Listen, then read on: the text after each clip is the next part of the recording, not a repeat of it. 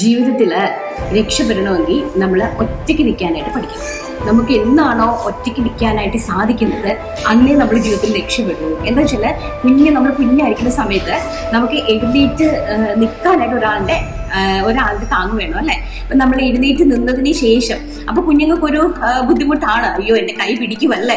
അതേസമയം അവരൊന്ന് എണീറ്റ് നിന്ന് ആടി ഒലഞ്ഞിട്ടാണെങ്കിലും ഒന്ന് നടക്കാറാകുന്ന സമയത്ത് അവരുടെ ഉള്ളിലത്തെ ഹാപ്പിനെസ് അവരുടെ ഫേസിൽ നമുക്ക് കാണാനായിട്ട് സാധിക്കും. എന്താണെന്ന് വെച്ച് കഴിഞ്ഞാൽ അവർ ഫ്രീ ആണ് അല്ലേ. അവർ ഇച്ചിരി വീണിട്ടാണെങ്കിലും മമ്മി എന്നെ പിടിക്കണ്ട, അല്ലെങ്കിൽ അമ്മ എന്നെ പിടിക്കണ്ട, അല്ലെങ്കിൽ അച്ഛൻ എന്നെ പിടിക്കണ്ട, ഞാൻ ഒന്ന് നടന്ന് നോക്കട്ടെ എന്നുള്ളൊരു ഭാവത്തിൽ അവരിങ്ങനെ ആടി ഉള്ളനൊക്കെ നടക്കും. അപ്പം നമ്മൾ ഒറ്റയ്ക്ക് നിൽക്കാൻ പഠിക്കുന്ന സമയത്താണ് നമ്മൾ ജീവിതത്തിൽ രക്ഷപ്പെടുന്നത് കേട്ടോ. ഒറ്റയ്ക്ക് നിൽക്കാനായിട്ട് പഠിക്കാം. അടുത്തതെന്ന് പറഞ്ഞാൽ നമ്മൾ തളരരുത്.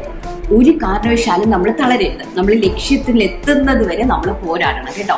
ഏത് വിലപ്പെട്ട കാര്യത്തിനും ഒരു സമയമുണ്ട്, സമയം എടുത്ത് മാത്രമേ നമ്മൾ ആ ലക്ഷ്യത്തിൽ എത്താൻ വേണ്ടി നമുക്ക് സമയം എടുക്കും. നമ്മൾ ഈ മോഹൻലാലിന്റെ ഡയലോഗ് വിജയ ഓരോന്നിനും അതിൻ്റെതായിട്ട് സമയമുണ്ട് ദാസ എന്നൊക്കെ പറയത്തില്ലേ. നമ്മുടെ ദാസനോട് വിജയം പറയുന്നൊരു ഡയലോഗ് ഉണ്ടല്ലോ, അതിൻ്റെതായ സമയമുണ്ട്. അത് ഈ ലക്ഷ്യത്തിന് നമ്മളൊരു സംഭവം എത്താൻ വേണ്ടിയിട്ട് ഒത്തിരി സമയം എടുക്കും. നമ്മൾ അതുകൊണ്ട് ഉടനെ തളർന്നു പോകരുത്. പിന്നെ അടുത്തതെന്ന് പറഞ്ഞു കഴിഞ്ഞാൽ നമ്മളെ പരിഹസിച്ചവരോടും നമ്മളെ കളിയാക്കിയവരോടും നമ്മളോട് അവഗണിച്ചവരോടും ഒക്കെ നമ്മൾ വിജയിച്ചു കൊണ്ട് വേണം അവരോട് നമ്മൾ പ്രതികാരം ചെയ്യാനായിട്ട്. വിജയിച്ച് കാണിച്ചു കൊടുക്കണം. അപ്പൊ അതിന് ചിലപ്പോൾ സമയം എടുക്കും, കുഴപ്പമില്ല. ആ സമയം വരെ നമ്മൾ പോരാടി തന്നെ മുന്നോട്ട് പോകണം. എന്നിട്ട് നമ്മൾ വിജയിച്ചിട്ട് അവരുടെ മുമ്പിൽ പ്രതികാരം ചെയ്ത് കാണിച്ചു കൊടുക്കണം. എന്താണ് ഞാൻ ഇതൊക്കെ പറയുന്നതെന്നല്ലേ പറഞ്ഞു.